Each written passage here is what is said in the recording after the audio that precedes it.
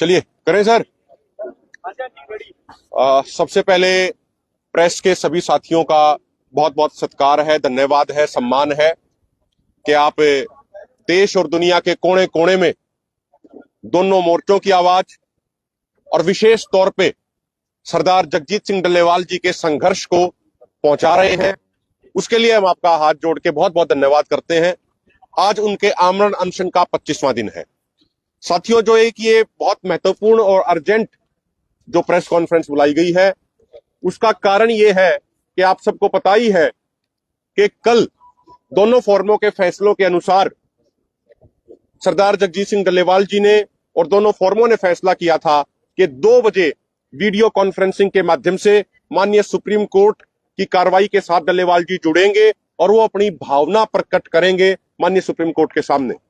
लेकिन 1 बजे जिस तरीके से जगजीत सिंह डल्लेवाल जी अचानक से बेहोश हो गए थे और उनको उल्टी आने लगी थी और स्थिति बहुत गंभीर हो गई थी, लगभग 10 से 12 मिनट तक वो बेहोश रहे और उनके हाथ पैर भी रिस्पॉन्स देना बंद कर रहे थे। लेकिन डॉक्टरों के अथक प्रयासों के कारण, डॉक्टरों की बहुत मेहनत के कारण वो दोबारा होश में आ पाए। उनको कोई ट्रीटमेंट नहीं दिया गया, कोई दवाई नहीं दी गई। डॉक्टरों ने सिर्फ, अब जो एक्सपर्ट डॉक्टर हमारे यहाँ मौजूद हैं, उन्होंने उनकी पैरों की मूवमेंट कराई और मसाज दी। उसकी वजह से वो 10-12 मिनट के बाद होश में आ गए। लेकिन जैसे ही वो होश में आए तो उन्होंने, सबसे पहला सवाल उनका ये था कि वीडियो कॉन्फ्रेंसिंग की क्या तैयारी चल रही है। 1:45 बजे वो लगभग होश में आए थे। डॉक्टरों ने और हम सब ने मना किया कि प्रधान जी आपका स्वास्थ्य ठीक नहीं है, लेकिन उसके बावजूद उन्होंने कहा कि नहीं, हमें जुड़ना है, मुझे जुड़ना है, मैं कुछ कहना चाहता हूं। अगर हम नहीं जुड़ेंगे तो एक गलत मैसेज पूरे देश के सामने जाएगा। तो हमने लगभग 2:15 बजे, 2:20 के आसपास हम माननीय सुप्रीम कोर्ट की कार्रवाई से वीडियो कॉन्फ्रेंसिंग के माध्यम से डल्लेवाल जी जुड़े थे। 12 से 15 मिनट तक वो जुड़े रहे, लेकिन उनको बात रखने का मौका नहीं दिया गया। अब कारण क्या है वो तो माननीय सुप्रीम कोर्ट को ही पता है। जब हम ऑडियो का क्लिक करने की कोशिश कर रहे थे तो लिखा आ रहा था, you can not unmute yourself. और आप सब हमसे बेहतर ढंग से जानते हैं कि जब ऐसे ऑनलाइन प्लेटफॉर्म्स होते हैं तो जो पेरेंट बॉडी जो इसको चला रही, जहां से ऑपरेट कर रही है, उसकी अनुमति के बिना कोई भी अनम्यूट नहीं हो सकता। बीच में 2 बार 3 बार वीडियो तो चली थी, वीडियो में डल्लेवाल साहब दिख रहे थे, लेकिन वो ऑडियो ऑन नहीं हो पाया, नहीं करने दिया गया। कुल मिला के उनको अपनी बात नहीं रखने दी गई। इतनी नाजुक हालत होने के बावजूद वो जुड़े थे माननीय कोर्ट का सम्मान करते हुए, संवैधानिक संस्थाओं का सम्मान करते हुए, लेकिन उसके बावजूद उनको बात रखने का समय नहीं दिया गया। उसके बाद दोनों फोरमों के नेताओं ने सरदार जगजीत सिंह डल्लेवाल जी से चर्चा करी, विचार विमर्श किया। तो सरदार जगजीत सिंह डल्लेवाल जी की भावनाओं का सत्कार करते हुए आज हमने ये तय किया है कि जो सरदार जगजीत सिंह डल्लेवाल जी अपनी भावनाएं माननीय सुप्रीम कोर्ट के सामने रखना चाहते थे, वो बेशक कल ना रख पाए हो, ना रखने दी गई हो, लेकिन आज लिखित तौर पे, ईमेल के माध्यम से, फैक्स के माध्यम से और डाक के माध्यम से भी सरदार जगजीत सिंह डल्लेवाल जी की भावनाएं हम माननीय सुप्रीम कोर्ट के सामने अभी भेज रहे हैं। और उसके साथ हम वो सारे डॉक्यूमेंट अटैच कर रहे हैं जो अलग अलग समय हमारे साथ वायदा खिलाफी करी गई। जो संसद की स्थायी कमेटी ने अभी 2 दिन पहले जो रिपोर्ट दी है एमएसपी के विषय पे, जो एमएसपी के विषय में पर्टिकुलर बोला गया है, volume number 1, page number 54, point number 7, ये पूरे तरीके से एमएसपी गारंटी कानून के लिए जो डेडिकेटेड है, उसकी भी एक कॉपी और अन्य प्रूफों की कॉपी माननीय सुप्रीम कोर्ट के पास हम भेज रहे हैं। सरदार जगजीत सिंह डल्लेवाल जी की भावना लिखित तौर पे उनके सामने हम भेज रहे हैं। ये आपको सूचना देनी थी। मेरा निवेदन है, सरदार इंद्रजीत सिंह कोटबुड्डा जी वो पंजाबी भाषा में इसी बात को बयान करेंगे। आदरणीय इंद्रजीत सिंह कोटबुड्डा जी। सब तो पहला तो सारी प्रेस का धन्यवाद करते हैं दोनों फोरमां वालों जो अपना फैसला होया कि मानयोग सुप्रीम कोर्ट के नाल ऑनलाइन राही, वीडियो राही जिहड़ी गलबात रखी जा सके। और तुहानू ये सारा पता ही है कि जिन्ना भी कोर्टां दे फैसले आ जां 6-7 बार जेलों दे विच भी जथेबंदियां जा चुके हैं, पर उत्थे भी 70% जिहड़ा वा उत्थे भी अंदरले पासे हिस्से बने, दफ्तर बने कि जिहड़े कोर्टां नूं जो कैदियां दियां जो तरीकां, जो गल्लां बातां जिहड़ियां वा वो वीडियो राही ही पहुंचदियां। ਔਰ ਇਹਨਾਂ ਦੋਨਾਂ ਮੋਰਚਿਆਂ ਦਾ ਸਾਡਾ ਜਿਹੜਾ ਦੋਨਾਂ ਫੋਰਮਾਂ ਦਾ ਫੈਸਲਾ ਸੀ ਕਿ ਵੀਡੀਓ ਰਾਹੀਂ ਗੱਲਬਾਤ ਕਰੀ ਜਾ ਸਕੇ ਔਰ ਸੁਪਰੀਮ ਕੋਰਟ ਨੂੰ ਜੋ ਸਰਦਾਰ ਜਗਜੀਤ ਸਿੰਘ ਡੱਲੇਵਾਲ ਦੀ ਮਨ ਦੀ ਭਾਵਨਾ ਜਿਹੜੀ ਉਹ ਪੇਸ਼ ਕੀਤੀ ਜਾਵੇ। ਔਰ ਉਹਦੇ ਤੇ ਕੱਲ ਜੋ ਇੱਥੇ ਭਾਣਾ ਵਾਪਰਿਆ, ਸਰਦਾਰ ਜਗਜੀਤ ਸਿੰਘ ਡੱਲੇਵਾਲ ਕਾਫੀ ਸਿਹਤ ਵਿਗੜ ਚੁੱਕੀ, ਬੇਹੋਸ਼ ਹੋ ਚੁੱਕੇ। ਪਰ ਬੇਹੋਸ਼ ਹੋਣ ਤੋਂ ਬਾਅਦ ਜਦੋਂ ਉਹ ਆਪਣੀ ਸੁਰਤ ਦੇ ਵਿੱਚ ਆਏ ਤੇ ਉਹਨਾਂ ਇਹੀ ਬਿਆਨ ਕੀਤਾ ਕਿ ਮਾਨਯੋਗ ਸੁਪਰੀਮ ਕੋਰਟ ਦੇ ਨਾਲ ਜੋ ਆਨਲਾਈਨ ਤੇ ਗੱਲਬਾਤ ਚੱਲਣੀ ਸੀ ਉਹਦਾ ਕੀ ਤਿਆਰੀ ਕਰ ਲਈ ਜਾਂ ਨਹੀਂ। ਔਰ ਉਹਦੇ ਤੇ ਕਾਫੀ ਸਾਥੀਆਂ ਨੇ ਮਿਹਨਤ ਕੀਤੀ ਔਰ ਸੁਪਰੀਮ ਕੋਰਟ ਦਾ ਜਦੋਂ ਅੱਗੋਂ ਜਿਹੜੀ ਉਹ ਸਕਰੀਨ ਸੀ ਉਹ ਗੱਲਬਾਤ ਵਾਸਤੇ ਨਹੀਂ ਸੀ ਸਾਹਮਣੇ ਸ਼ੋ ਹੋ ਰਹੀ ਕਿ ਗੱਲਬਾਤ ਨਹੀਂ ਰੱਖੀ ਜਾ ਸਕਦੀ। ਔਰ ਜਿਹਦੇ ਵਿੱਚ ਸਰਦਾਰ ਜਗਜੀਤ ਸਿੰਘ ਦੀਆਂ ਜੋ ਭਾਵਨਾ ਸੀ ਉਹ ਸੁਪਰੀਮ ਕੋਰਟ ਨੇ ਜਿਹੜਾ ਉਹ ਸਕਰੀਨ ਰਾਹੀਂ ਪਤਾ ਨਹੀਂ ਕਿਹੜੀ ਗੱਲੋਂ ਨਹੀਂ ਸੁਣਨਾ ਚਾਹਿਆ। ਔਰ ਅੱਜ ਤੁਹਾਡੇ ਮਾਧਿਅਮ ਰਾਹੀਂ ਇਹ ਜੋ ਡੱਲੇਵਾਲ ਸਾਹਿਬ ਦੀ ਲਿਖਤੀ ਭਾਵਨਾ ਜਿਹੜੀ ਆ ਉਹ ਸਾਹਮਣੇ ਪੇਸ਼ ਕਰ ਦਿੱਤੀ ਗਈ ਆ। ਔਰ ਇਹ ਜਿਹੜੀ ਲਿਖਤੀ ਭਾਵਨਾ ਜਿਹੜੀ ਆ ਉਹ ਮਾਨਯੋਗ ਸੁਪਰੀਮ ਕੋਰਟ ਨੂੰ ਜਿੱਦਾਂ ਜਿੱਦਾਂ ਸਾਥੀਆਂ ਦੀ ਜ਼ਿੰਮੇਵਾਰੀ ਲੱਗੀ ਆ ਉਹ ਫਿਕਸ ਰਾਹੀਂ ਜਾਂ ਜਿੱਦਾਂ ਵੀ ਉਹ ਪਹੁੰਚਾਉਣਗੇ ਉਹ ਪਹੁੰਚਦੀ ਕਰ ਦੇਣਗੇ। ਔਰ ਅੱਗੇ ਉਹ ਸੁਪਰੀਮ ਕੋਰਟ ਕੀ ਇਹਦੇ ਤੇ ਚਿੰਤਾ ਗੰਭੀਰ ਵਿਸ਼ੇ ਦੇ ਵਿੱਚ ਕੀ ਗੱਲਬਾਤ ਕਰਦਾ, ਅਸੀਂ ਤਾਂ ਸੁਪਰੀਮ ਕੋਰਟ ਮਾਨਯੋਗ ਕੋਰਟ ਨੂੰ ਇਹ ਬੇਨਤੀ ਕਰਦੇ ਹਾਂ ਕਿ ਜੇ ਤੁਸੀਂ ਏਡੀ ਚਿੰਤਾ ਦੇ ਵਿੱਚ ਹੋ ਤੇ ਫਿਰ ਤੁਹਾਡਾ ਮਾਨਯੋਗ ਜੋ ਸੈਂਟਰ ਸਰਕਾਰ ਆ ਨਰਿੰਦਰ ਮੋਦੀ ਆ ਔਰ ਉਹਨੂੰ ਵੀ ਵੱਡੇ ਪੱਧਰ ਤੇ ਗੰਭੀਰਤਾ ਦੇ ਵਿੱਚ ਲਿਆਉਣਾ ਚਾਹੀਦਾ। ਜਿਵੇਂ ਤੁਹਾਡੇ ਮਾਧਿਅਮ ਰਾਹੀਂ ਇੱਕ ਖੂਨ ਦੇ ਅੰਗੂਠੇ ਤੇ ਦਸਤਖਤ ਕਰਕੇ ਵੀ ਨਰਿੰਦਰ ਮੋਦੀ ਮਾਨਯੋਗ ਸੈਂਟਰ ਸਰਕਾਰ ਨੂੰ ਭੇਜੇ, ਚੀਫ ਜਸਟਿਸ ਨੂੰ ਭੇਜੇ ਔਰ ਰਾਸ਼ਟਰਪਤੀ ਨੂੰ ਭੇਜੇ ਕਿ ਇਹ ਗੰਭੀਰਤਾ ਦੇ ਵਿੱਚ ਹੋਣ। ਪਰ ਜੇ ਸੱਚੀ ਮੁੱਚੀ ਅਸੀਂ ਚਾਹੁੰਦੇ ਹਾਂ ਕਿ ਸੁਪਰੀਮ ਕੋਰਟ ਜਿਹੜਾ ਵਾ ਆਪਣੀ ਗੰਭੀਰਤਾ ਦੇ ਵਿੱਚ ਔਰ ਡੱਲੇਵਾਲ ਸਾਹਿਬ ਦੀਆਂ ਭਾਵਨਾ ਨੂੰ ਜਿਹੜਾ ਇਹ ਧਿਆਨ 'ਚ ਲੈਂਦੇ ਹੋਏ ਔਰ ਸਰਕਾਰ ਨੂੰ ਇਨਵੋਲਵ ਕਰਕੇ ਔਰ ਸਾਹਮਣੇ सारे भारत दे पेश कर सकन। धन्यवाद जी। एक बात मैं आपके माध्यम से और रखना चाह रहा हूं, बहुत सारे पत्रकार साथी ये जानना चाह रहे थे कल रात को कि जो टीमें आई, मेडिकल टीमें, उन्होंने कौन कौन से टेस्ट किए हैं।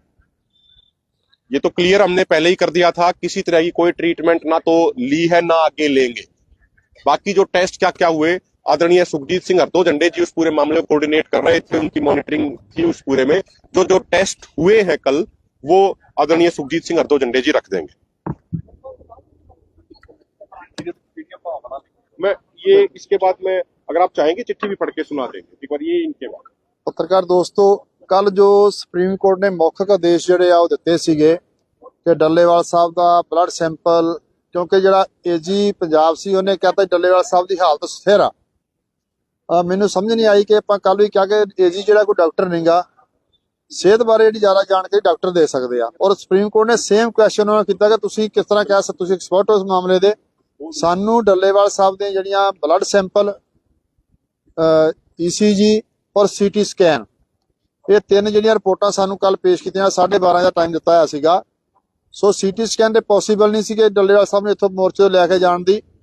ਬਲੱਡ ਸੈਂਪਲ ਔਰ ਜਿਹੜੇ ਈਸੀਜੀ ਆ ਉਹ ਜਿਹੜੀ ਆ ਕੱਲ ਡਾਕਟਰਾਂ ਦੀ ਟੀਮ ਆਈ ਸੀਗੀ, ਸਾਡੇ 5 ਰਿਵਰ ਦੇ ਡਾਕਟਰ ਵੀ ਸੀਗੇ ਔਰ ਜਿਹੜੇ ਸਰਕਾਰੀ ਆਏ ਸੀ ਉਹ ਵੀ ਸੀਗੇ।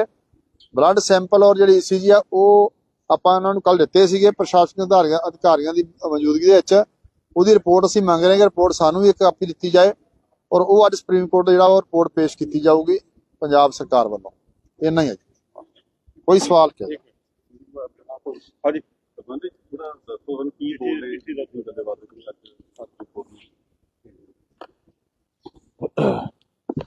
जो आदरणीय, मैं एक बात स्पष्ट करूं कि ये भावना व्यक्त करी है, कोई चिट्ठी या पत्र नहीं है, ये भावना व्यक्त करी है।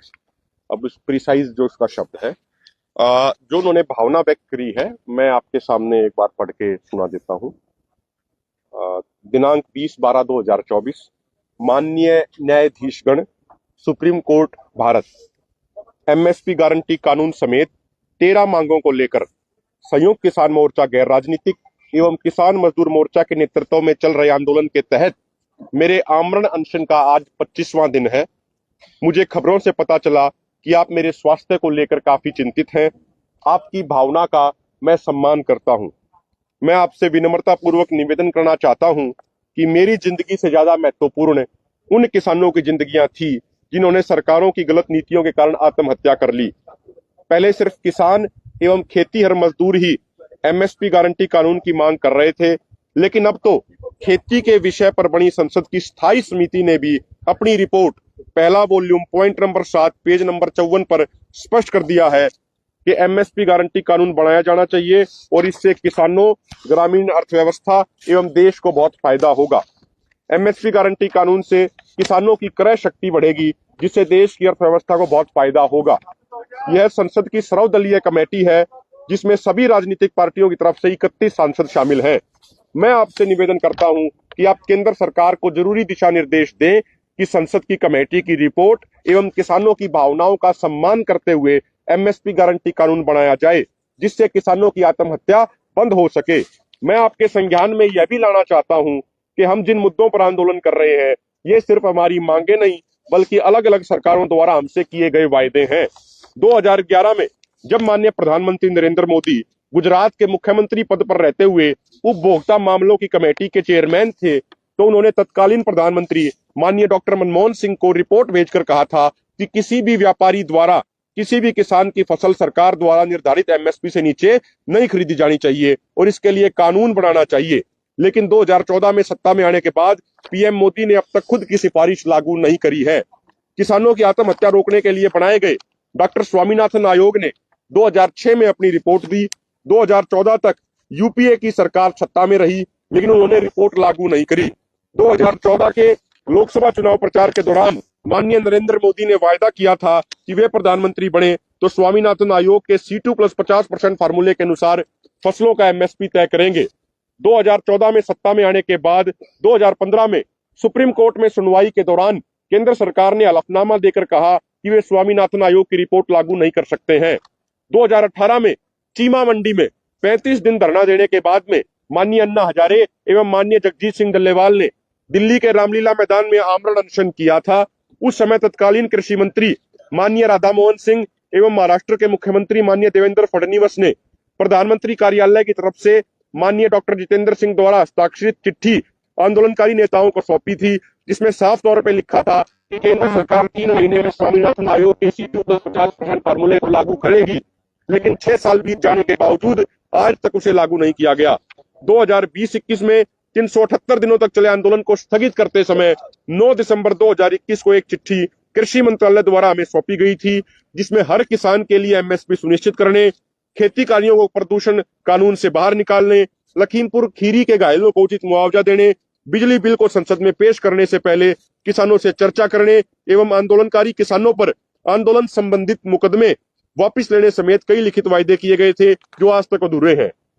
माननीय सर्वोच्च न्यायालय के समक्ष हमारा विनम्र निवेदन, हम आपसे विनम्रता पूर्वक अनुरोध करते हैं कि आप केंद्र सरकार को जरूरी दिशा निर्देश देने की कृपा करें कि केंद्र सरकार कृषि पर संसद की स्थायी समिति की रिपोर्ट, किसानों की भावनाओं एवं अलग अलग सरकारों द्वारा किसानों से किए गए वायदों का सम्मान करते हुए एमएसपी गारंटी कानून समेत किसानों की सभी मांगों को जल्द से जल्द पूरा करे।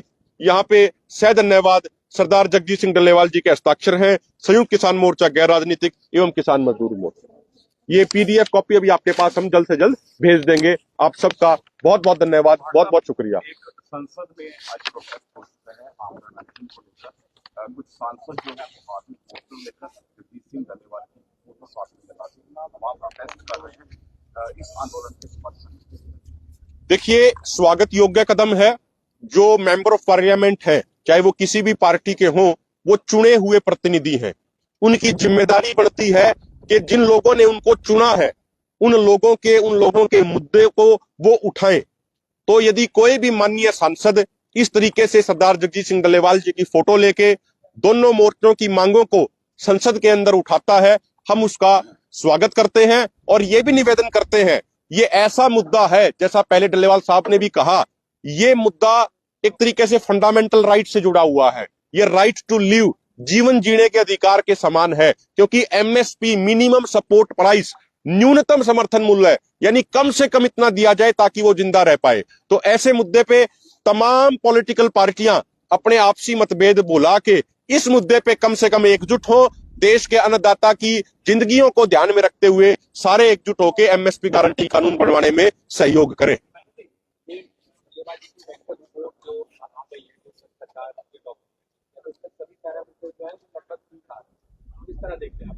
देखो, हमने तो अभी कोई रिपोर्ट देखी नहीं है। मैं आपसे ही एक विनम्रता पूर्वक निवेदन करना चाह रहा हूं, आप हमारे लिए बड़े सत्कार के योग्य हैं।